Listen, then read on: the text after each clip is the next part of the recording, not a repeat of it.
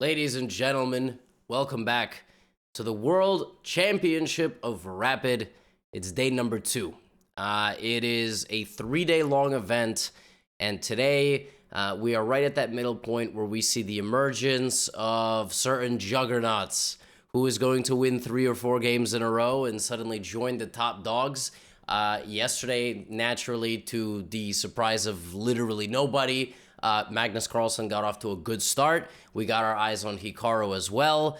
We got our eyes on Hans Niemann. We got our eyes on whoever your favorite chess player might be, or whoever your favorite chess player's favorite chess player might be. In any case, once again, we're going to jump into all the games, and naturally, we're going to get started once again with Magnus, who played against Jordan van Forest in the very first game. Jordan actually was one of the early leaders as well.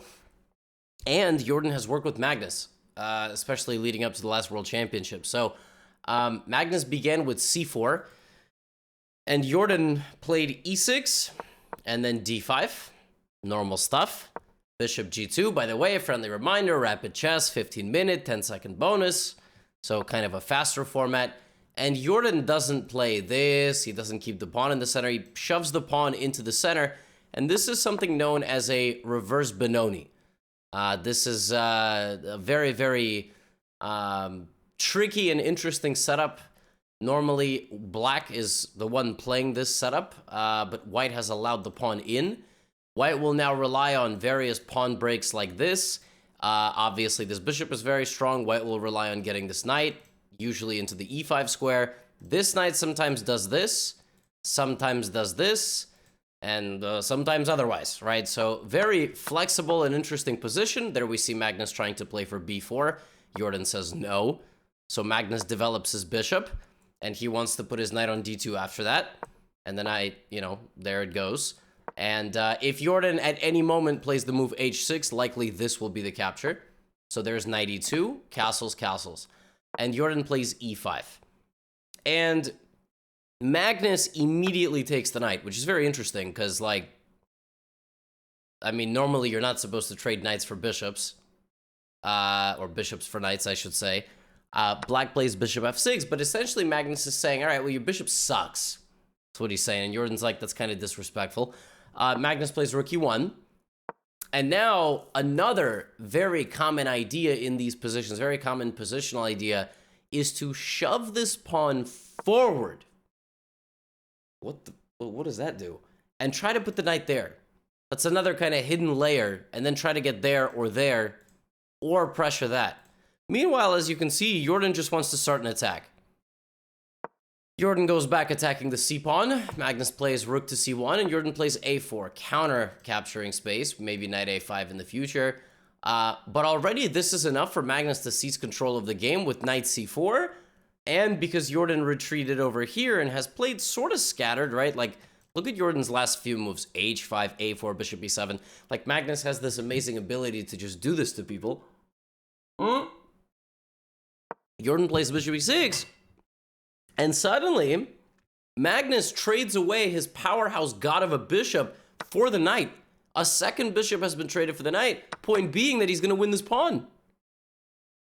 And not only that, he's also going to win that pawn. And then a few moves later, he's probably going to win both of these pawns as well. So right now, Magnus just has to make sure he doesn't get mated. Like, it's, again, never too late, right? Never too late to get mated. So Magnus plays f4, kicks out the bishop. This bishop comes in for a second. Fine, we have a trade. And he just goes like this. He just doesn't care. His king's wide open. Doesn't matter. He's up material. Material is more important than king safety right now. Magnus plays knight f4, kicks out the queen, and just gets all of Jordan's pawns. He's now up 3 pawns. He's now up 4 pawns. Magnus has a 4-pawn advantage. He has 7 pawns. How did that happen? Where did all the pawns come from? And he just comes back and begins trading. Of course, he's going to start trading everything. He gets to a queen endgame. Let me tell you something right now. Playing a queen endgame on equal terms against Magnus is hard. Playing a queen endgame against Magnus down 3 pawns certainly ain't going to cut it. And he just very slowly and methodically starts bringing his pieces forward and just marches his pawn to h6. And it's simply over. You can give a few checks here, but suddenly white is just going up the board. By the time black gets back, queen is just going to be really passive, and I mean, the game is just over. Queen d4, queen c3, doesn't really matter. Mate is coming. And a very nice positional squeeze from Magnus against his teammate. And he wins again, to the surprise of absolutely nobody, potentially. We're just going to have to sit here and hope that somebody, you know, somebody can catch him. But yeah, he starts the day very, very well. Now, got some more games for you. So Vladimir Fedoseev, yesterday, got off to a really good start as well. Arjun Erigaisi did as well. These are the other two guys that are tied for first. They both have 4.5 out of 5. So what's going to happen? All right, we got a I thought it was going to be a Slav defense. I misread the notation. It's a Queen's Gambit declined. It's a Catalan.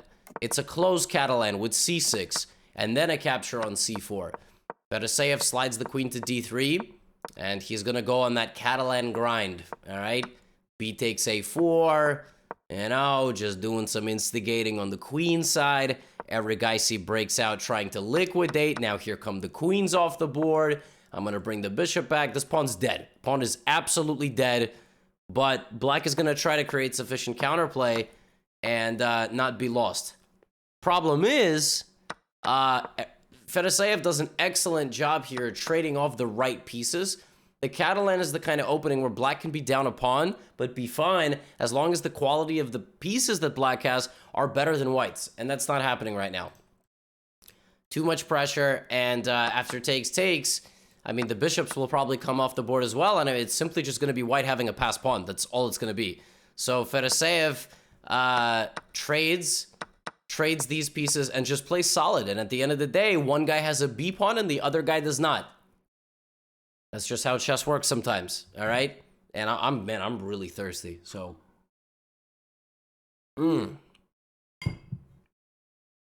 Drinking out of my favorite flower vase.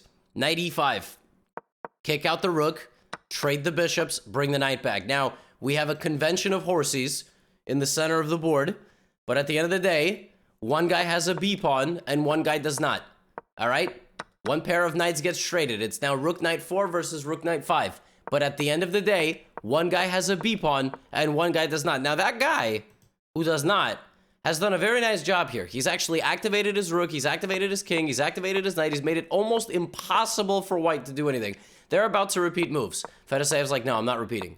Knight e5, rook d7, I'm going over here. But black gets e4. Hold on a minute. Black gets e4 in this. But both f-pawns fall. All right, now I'm harassing these pawns over here. I'm getting all the pawns. And you getting that pawn, but now one guy has a B pawn and one guy doesn't. All right, words to live by, words to die by. And unfortunately, everything starts going Fedoseev's way. He breaks out, the black king is forced to the back rank, and white just walks right up into the territory. And black resigns because black can't stop mate. The mere existence of the B pawn made it really difficult to defend the position. And Fedoseev gets the win over Erigaisi, keeping pace with Magnus in first place. Wow. Now, another gentleman who made a push today is none other than one of these two players, because I'm not telling you who it is. It's Vincent Keimer from Germany, and it's Fabiano Caruana from the United States, and we have a Rogozin defense. A Queen's Gambit declined Rogozin. Black goes up, black goes back, takes on c4, starts pushing some pawns. There go the pawns on the queen side, a delicate dance. Finishes his development, and kicks out the queen. Good stuff. And now white starts marching forward. Well, it looks very good. All right, it looks like black simply has no defense on the king side. And here Vincent Keimer should have not played knight e4 to go to d6. Should have played f4, f5. Apparently, the computer does not see how black survives this position. C takes d4, f5. Knight c5, f6. I mean, the computer is such a scumbag. It literally just plays f4, f5, f6, and black loses. It's like insane. So, Keimer doesn't do that. He does it this way. Tries to get the knight into d6. But then Fabiano takes on e5. Wait a minute. All right, knight c8. He loses the rook. And even a pawn. But then this beautiful flicking of the d pawn. And when everything is said and done, knight c3 comes in, and Fabi, after a long series of exchanges, has two bishops for a rook. Two bishops for a rook win the game. They just do. Unless it's outside past pawns. So the further your pawn is on the outskirts of the board, the easier it's actually going to be to win with the rook, because you're going to push the pawn, right? And the guy's going to have to give up his bishop. However, it's still very hard to do that, and black is still going to bring his king. Wow. How did we get here? I mean, this was crazy. Like, just instant replay. All the pieces flew off the board. This was an extremely sharp game with tons of tactics, discovered attacks. Everything was hanging at the same time. Massive amounts of exchanges. Knight was hanging, but the bishop was hanging. I mean, it was so close. And now we begin the endgame phase. Keimer activates his rook, starts pushing his pawn. Fabi grabs the c-pawn. Okay? And at this point, the pawn gets through. And now we have this. So this is just a draw. I mean, rook versus bishop is a draw under the right circumstances. So with pawns, it's also a draw. And with more pawns on the board than the other guy, it's obviously a draw, right? So, you know, Fabi just brings his pieces. But the problem is that Keimer's got a very active king. And he's going to pose some problems. He's going to walk in, and he's just going to ask questions. All he's going to do is going to just ask questions. He's going to kick out the king, but he's going to ask questions. There's no way, right? So bishop e5, f4, bishop h6. Nothing's happening. Fabi plays h4, which is a nice idea to give up his pawn for this pawn. Now that's it. I mean, Keimer's just got an awful pawn structure. I mean, beautiful stuff here, right? And, well, Fabi's asking questions of his pawn. Fabi, I guess in time trouble, didn't realize that there's a lurking checkmate threat. These damaged pawns, you don't really think much. Black has to play king f8 here to prevent rook g8. Why? Because in playing bishop f2, suddenly white goes here. Oh my. Oh no. You can't take because you get mated, and suddenly the black position is collapsing. And black is going to lose all his pawns. Oh no. And there are some endgames where rook and pawn in the right corner is a draw, even against the bishop. But I think the corner of that king has to be a different color than this bishop. Because the bishop is the same color, the king cannot hide in the corner. If it was a light squared bishop, the king would be able to be shielded by the bishop at all times. There are some weird endgames it's a draw. This is not one of them. And Keimer just walks forward, cuts off the king, uses the bishop as a battering ram, kicks the bishop around, and just marches the pawn up the board. And Fabi just resigns because his king can't actually hide in the corner. Vincent Keimer won 3.5 out of 4 games today. All right, you're going to see him later in the standings. He beats Fabiano Caruana.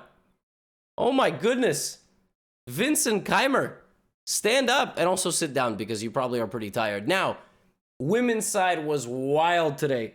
First of all, there is an emergence of a certain someone. We have another Queen's Gambit decline. Check out this game. It was a regular Queen's Gambit decline, nothing special. Antoinetta Stefanova played in like a very principled way, f3, e4 kind of stuff. Very normal in exchange Queen's Gambit declines. Got the 2 bishops, just had a pleasant position. And then here, she was a little too principled, like castling. I mean, I would have just went h4. Like, I just would have gone for it. But she castles first. All right, so let me tell you something right now. When kings are castled on opposite sides, and all this is possible, right? Someone's going to perish. Okay? Here comes b5. You could play b4. I'm stopping your pawns with my knight. Black plays c5. Desperate times call for desperate measures. That's straight up a loss of a pawn. White takes. Black goes here. And now h4. It's just a fight to the death. That's really what it is. It's just Hunger Games out here. h5 on the way. Rook, bishop. I mean, like, everybody's staring over here. Now, you could take on f6 here and kind of make one of these pieces no longer see the c-pawn. But instead, white plays h4, black plays rook c8. And now, I will not understand why white did not just continue with h5. I mean, I just thought, you gotta go for it. Like, time is of the essence. Yes, black is gonna do this. You're gonna have to take. Yes, black is probably gonna go here. Yeah. And now the best move is queen f2, which I would never play in a million years. I would play queen b3, which is not the best move, but it's, you know, it's fine. And then I just, it's much easier to move other people's pieces, right? White does this first. And then we get all this. And then before playing h5, white plays g4, which is still fine. But now black has gotten a little bit of time. Just a little bit of time. And you know what the worst thing that black got? Hope. Black got hope that they weren't just going to get absolutely vanquished. Here comes h5. We have gh5. And now, apparently, the best move for white is not to take with the pawn. It's to take with the rook. Which is so stupid. And the point is this. Like, the point is that the rook hangs and this hangs. And if you go back and do this, I take... And then I... Right? So it's... Yeah, white does it this way. But now... Oh my god, knight e4. Knight to e4. What is going on? The bishops stare at each other. The knight is hanging. Now, you gotta take. You gotta take and then just figure it out. But instead, white goes here. Now, black takes the bishop and is able to consolidate. And the queen slides back. Now, it's opposite colored bishops.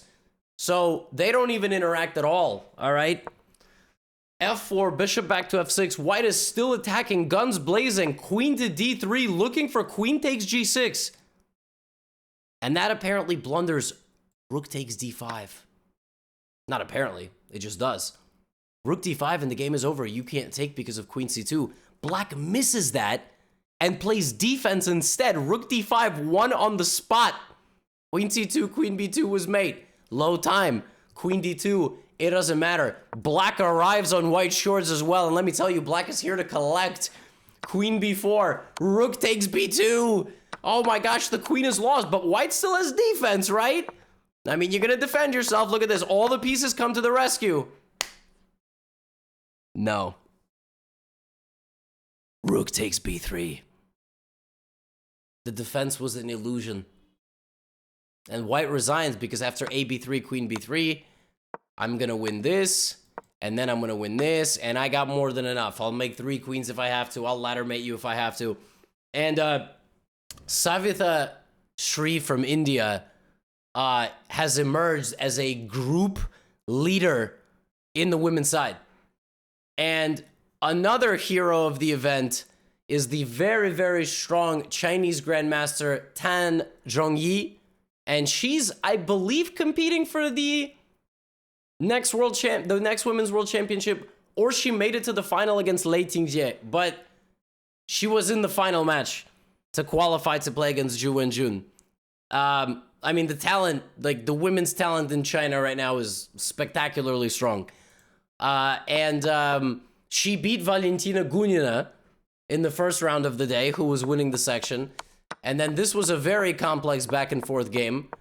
Black got super hostile early, driving the knight into the middle. And this, I love these structures from black.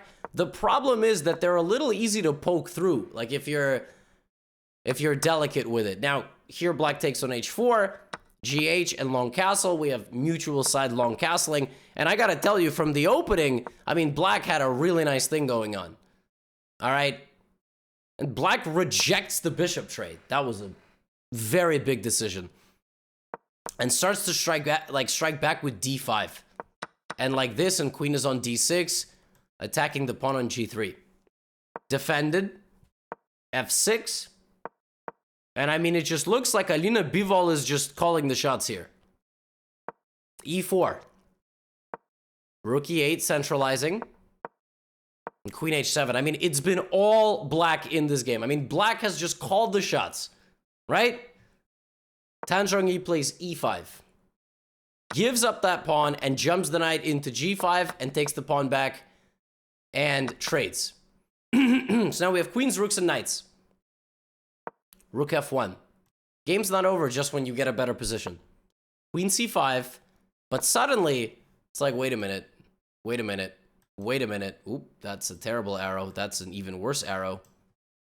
Boom, boom. Like, a lot of stuff going on here. Queen b5, offering a trade of queens. But immediately, white gets in the rook.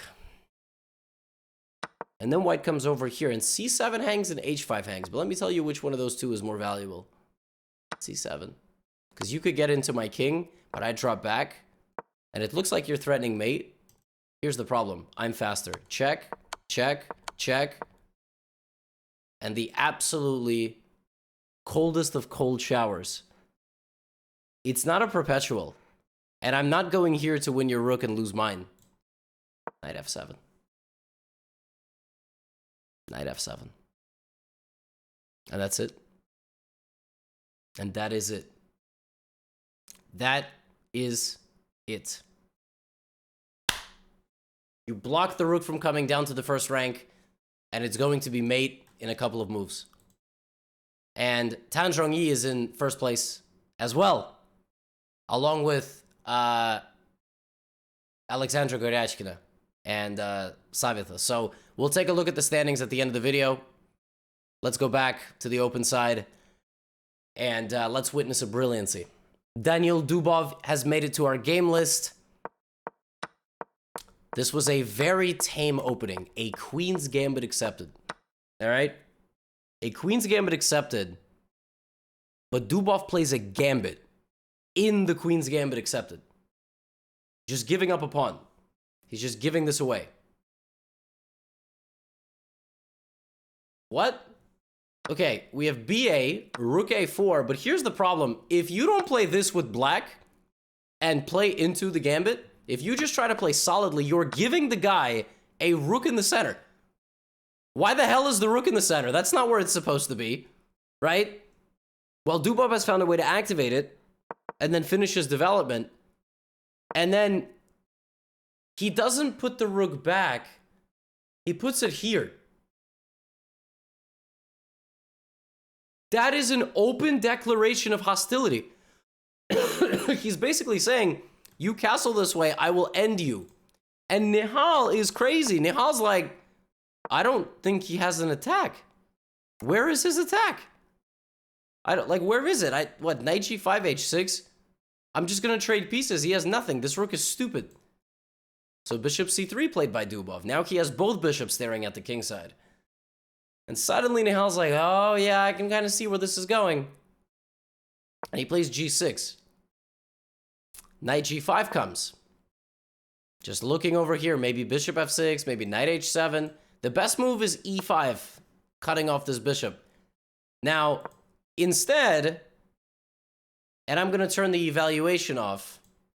Instead of that, Nihal plays knight to d5. Which actually solves all of black's problems. Knight d5 solves all of black's problems.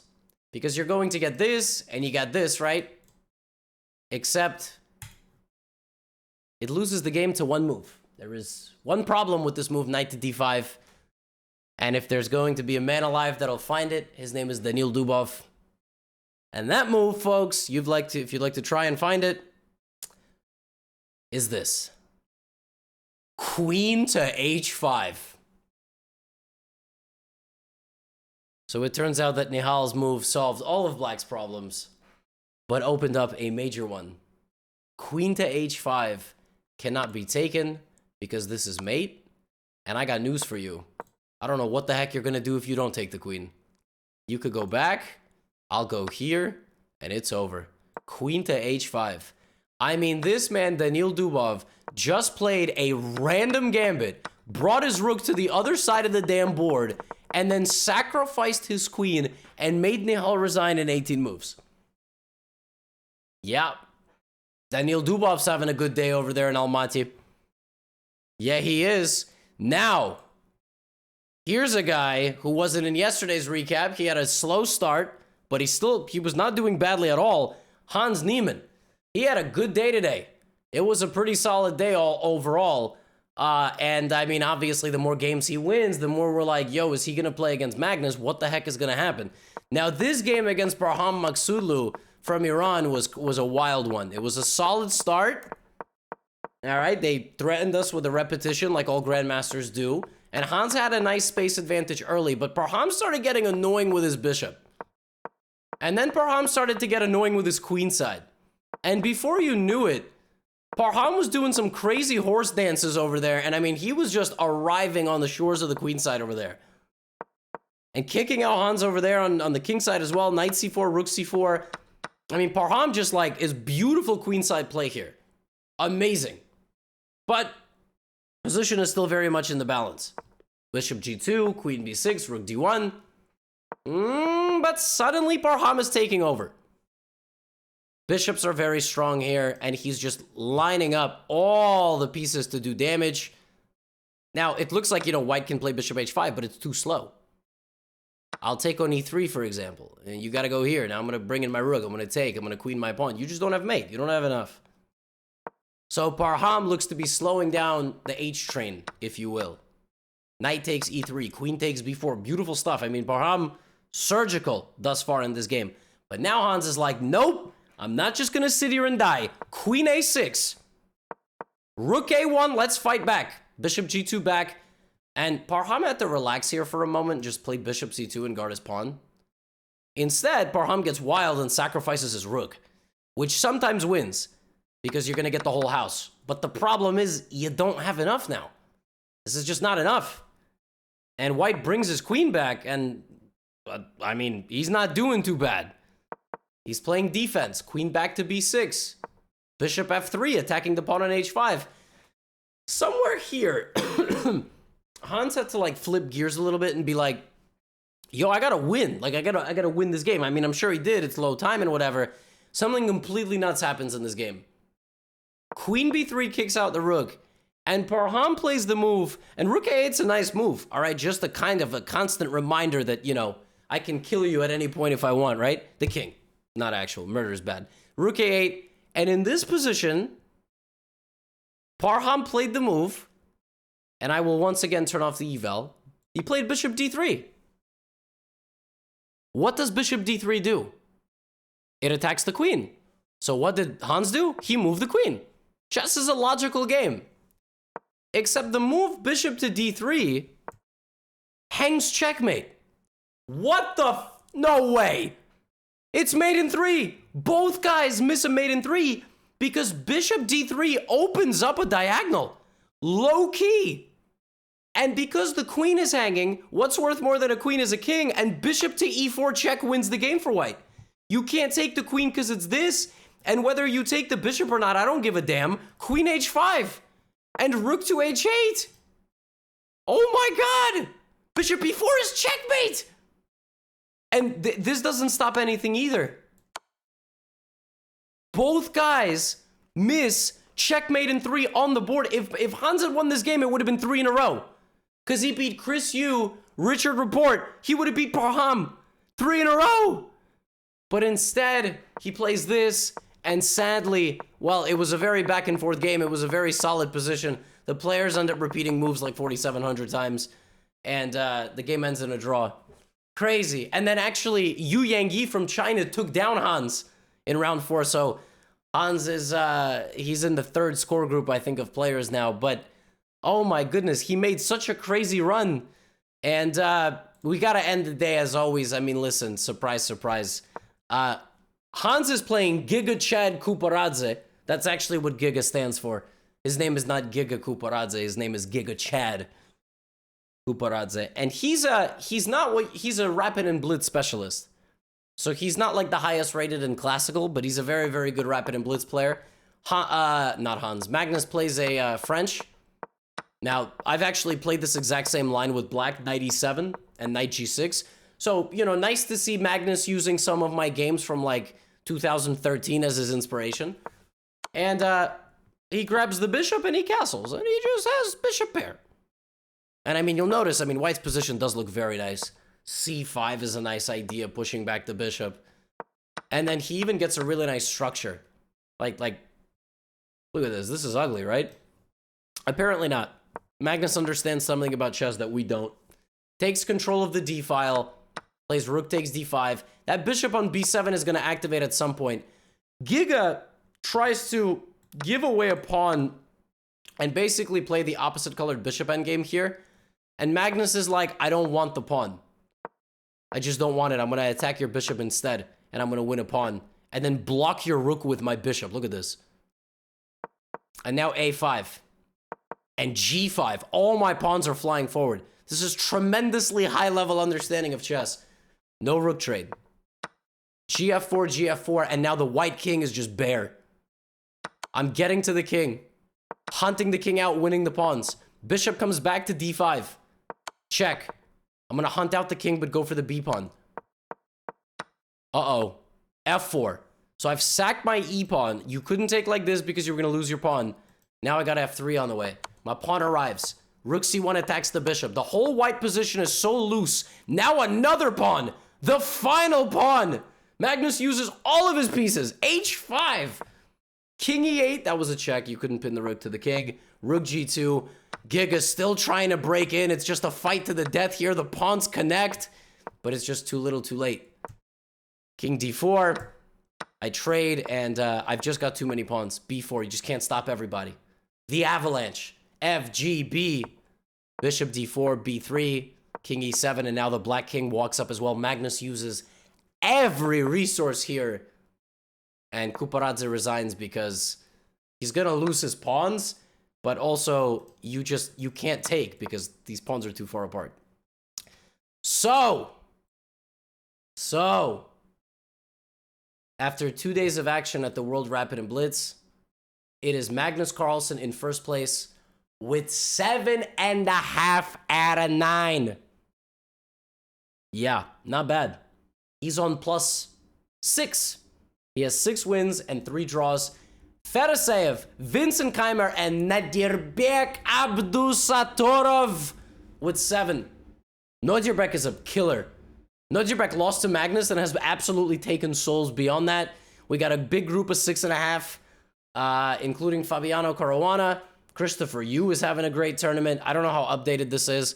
And you'll notice Hikaru wasn't in today's recap. Hikaru drew all 4 games. He had a very solid day, but he's going to have to win a few games tomorrow.